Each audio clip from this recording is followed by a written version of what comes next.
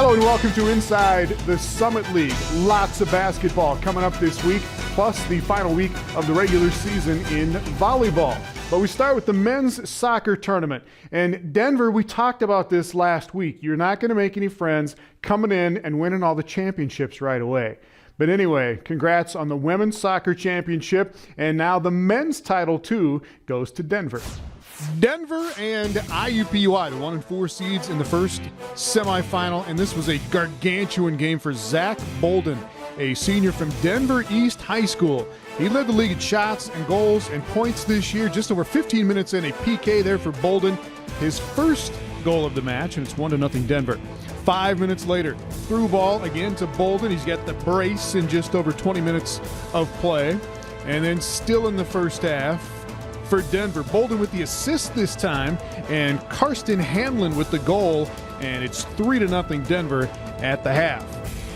This was the one shot on goal for IUPUI, and watch the save by Denver's Oliver Brown. He gets the shutout in this one, and Denver would go on and score 2 more goals. Guess who?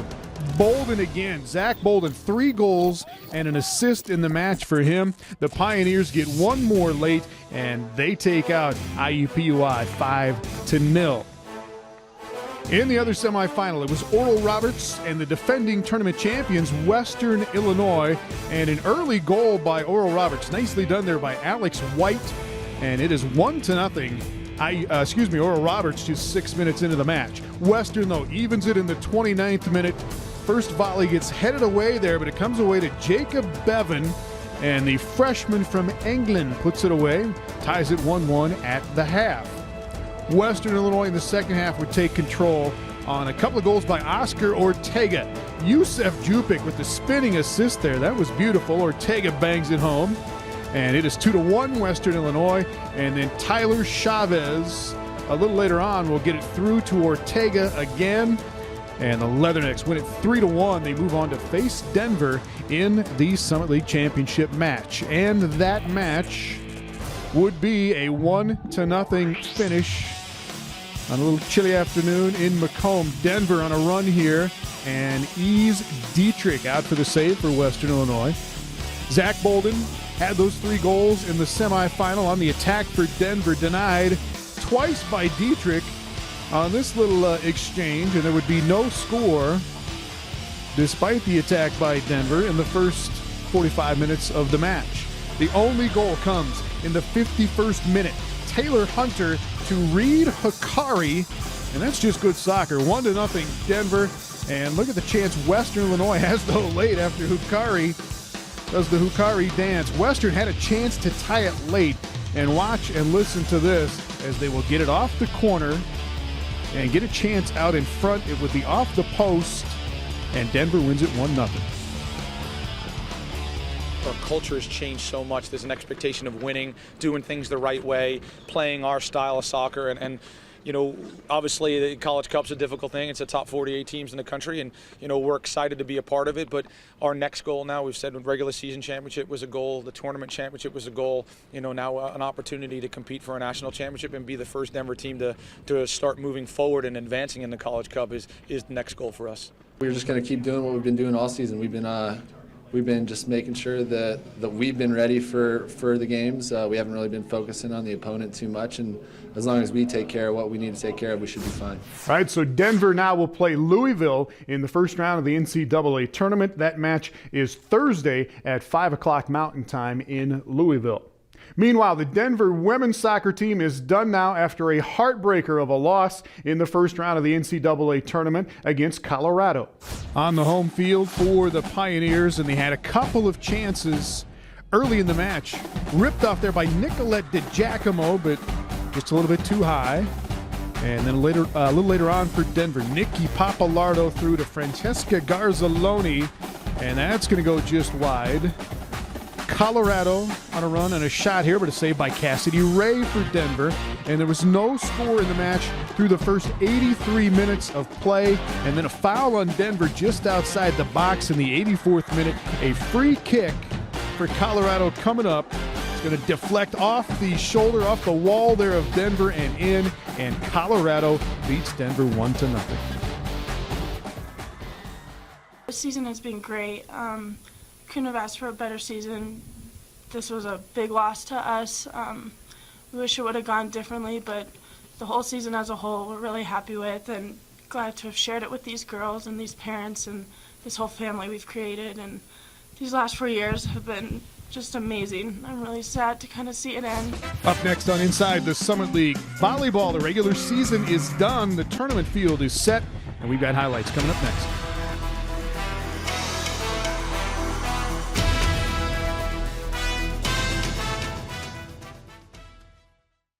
This isn't an epic sports commercial. There's no Hollywood director. There's no $1 million budget. There's no slow motion. Or stadiums filled with crowds. It's just us. Us. Real athletes. Real athletes. Who want to get better, get stronger, And make the starting lineup. Be healthy and active. and this is where we'll do it. The Sanford Sports Complex, a game-changing destination. Learn more at sanfordsports.com. Should be a great few days for us out there.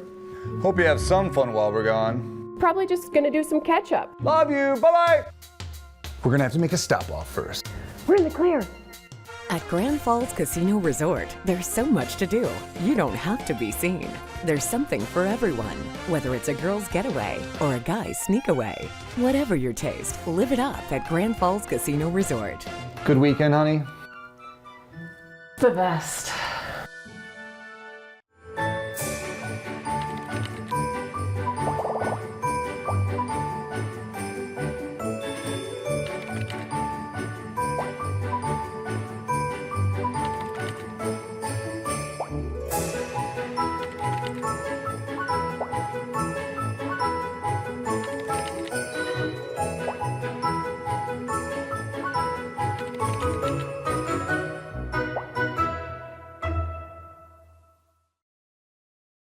Inside the Summit League is brought to you by Sanford Health, Grand Falls Casino, and Dakota Land Honda. Now to volleyball. IUPUI will host the Summit League tournament this weekend, and for the second straight season, IUPUI is going to be the #1 seed after there was some jockeying going on in the standings in the final week of the regular season. IUPUI and Denver moved up this week, South Dakota moved down, and here are the highlights. South Dakota State at Fort Wayne on Friday night. It was the same score in all three sets. Same team won them all. Emily Spencer had 14 kills for Fort Wayne. The Dons had 7 aces in the match, and these guys, I think, were at every event on campus over the weekend. Fort Wayne rolls over South Dakota State 25-14, 25-14, and 25-14.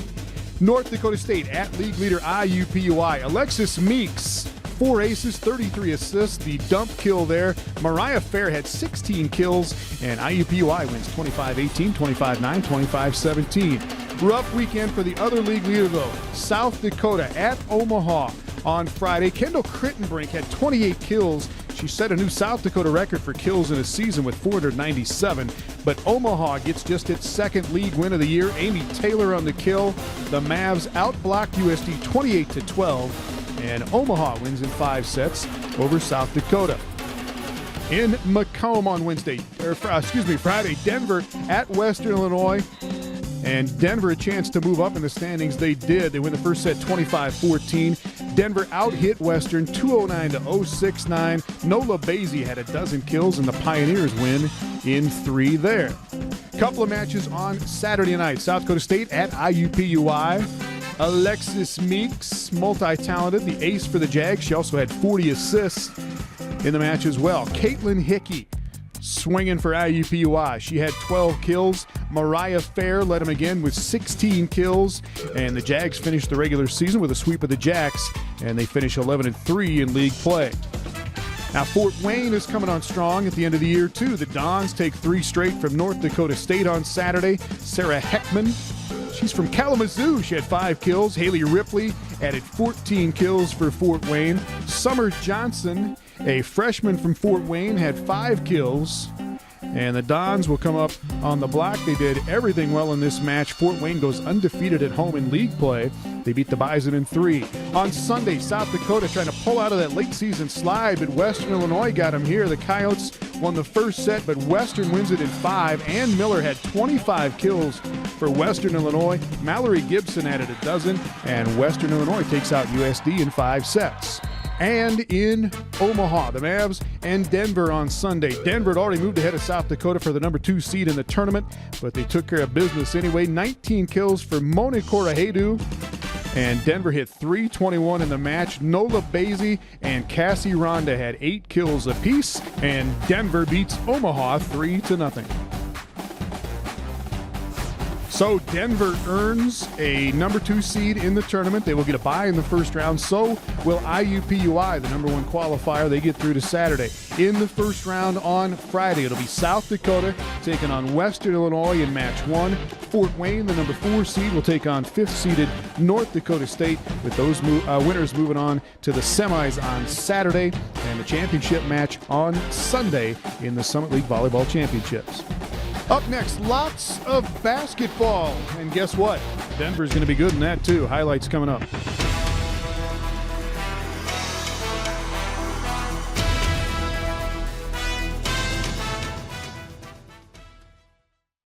Since 1982, the Summit League has been achieving excellence. Beyond providing a quality education to more than 120,000 students, the league continues to strengthen its reputation of being nationally competitive in athletics. Today, more than 3,000 elite student athletes at 8 institutions embody the vision, purpose, and innovation the Summit League represents. These young men and women are reaching for the summit in both athletic and academic endeavors.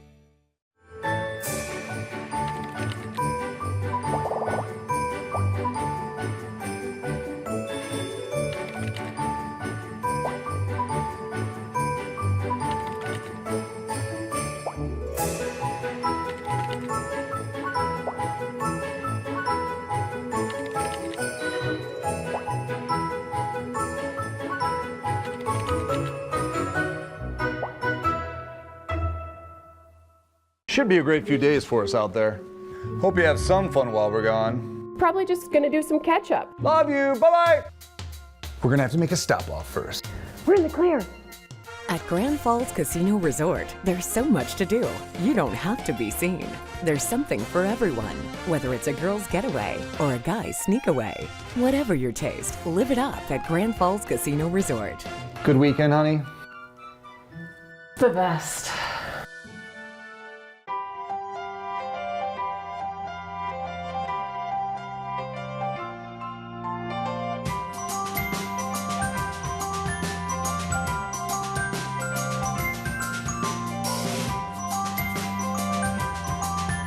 Winter fashion is a wonderland, and you'll find all the season's best looks waiting for you at Shields. So let it snow. Inside the Summit League is brought to you by Sanford Health, Grand Falls Casino, and Dakota Land Honda.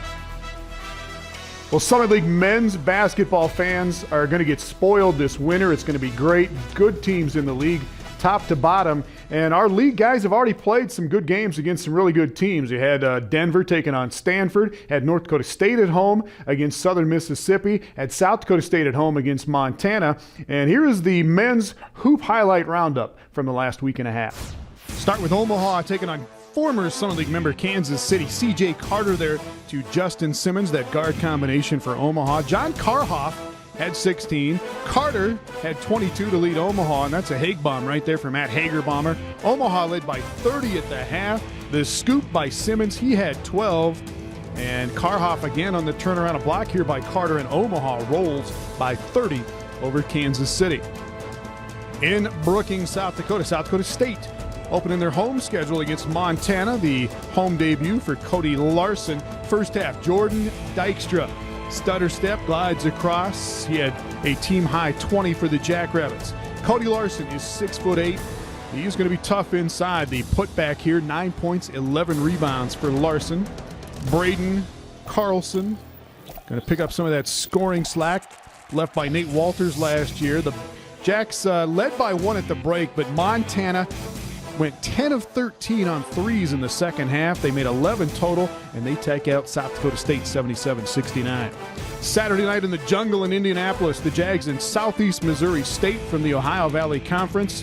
IUPUI got 24 from that guy, Ian Childs. And this is Kufu Naji. He's a JUCO transfer from California. 6'4" lefty. He had 22. Antonius Cleveland swinging in there for Southeast Missouri State.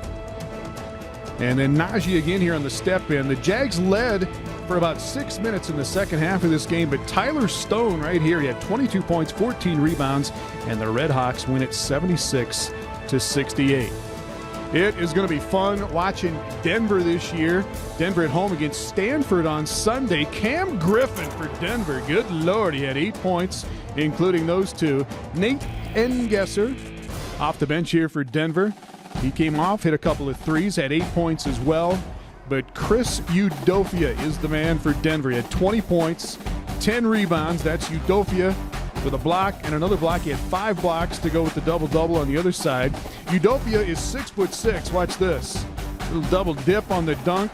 And Denver led by 1 at the half, but Stanford did beat him here despite another block here by Chris Udofia. 66-57. Stanford wins it.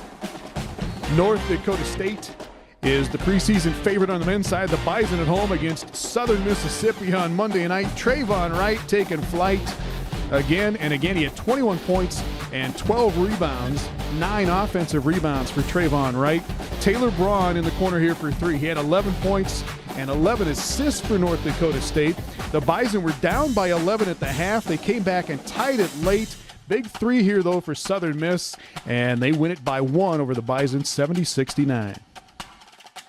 Plenty of women's hoops as well when we come back, including the Jackrabbits and Georgetown.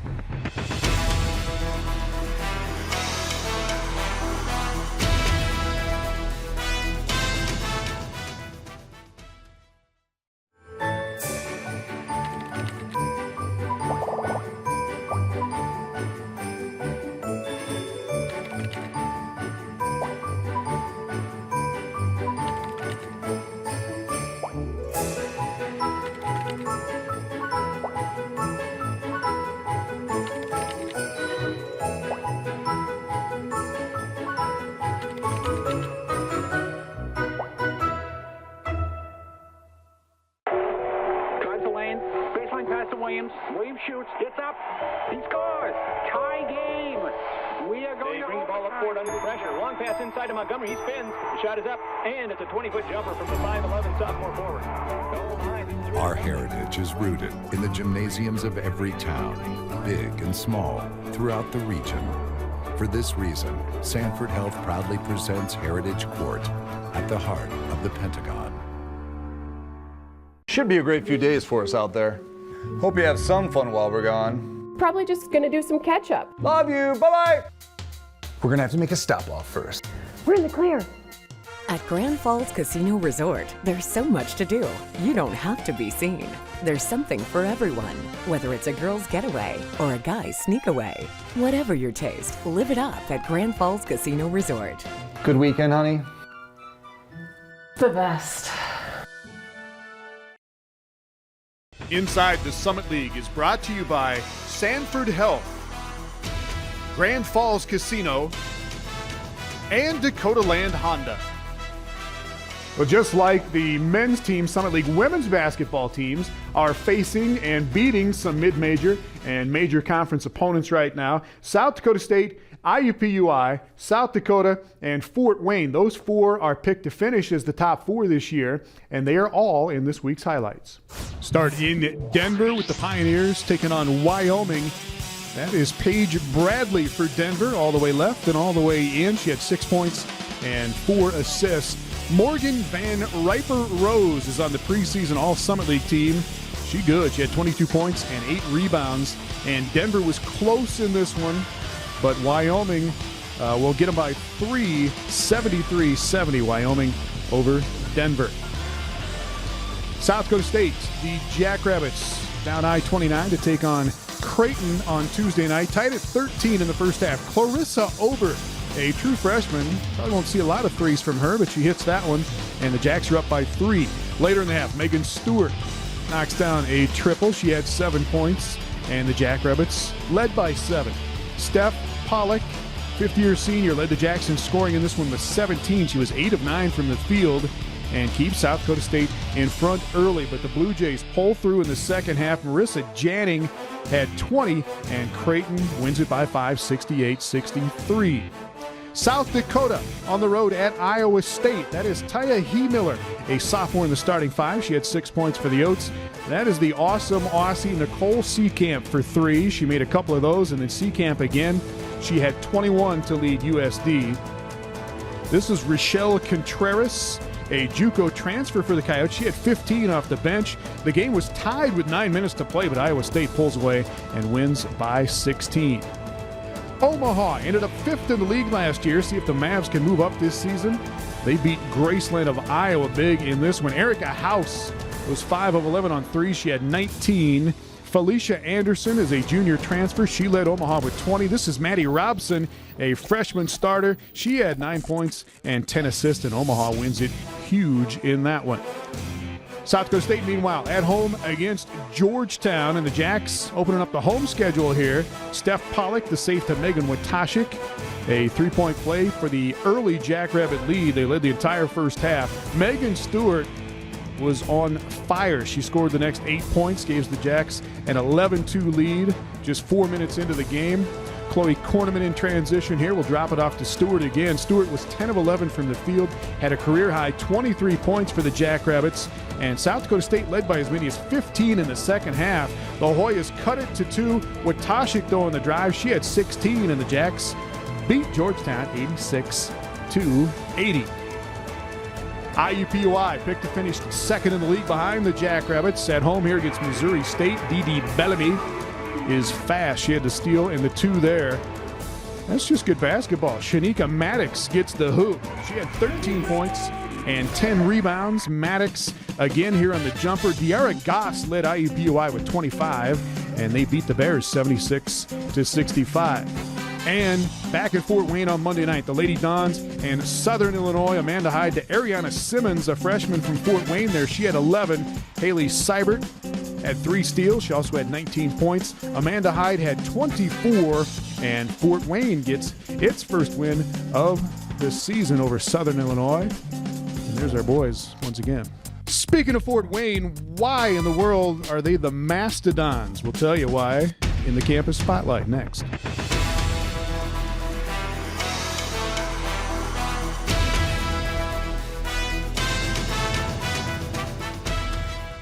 Should be a great few days for us out there. Hope you have some fun while we're gone. Probably just gonna do some catch up. Love you, bye-bye. We're gonna have to make a stop off first. We're in the clear. At Grand Falls Casino Resort, there's so much to do. You don't have to be seen. There's something for everyone, whether it's a girl's getaway or a guy's sneak away. Whatever your taste, live it up at Grand Falls Casino Resort. Good weekend, honey? The best.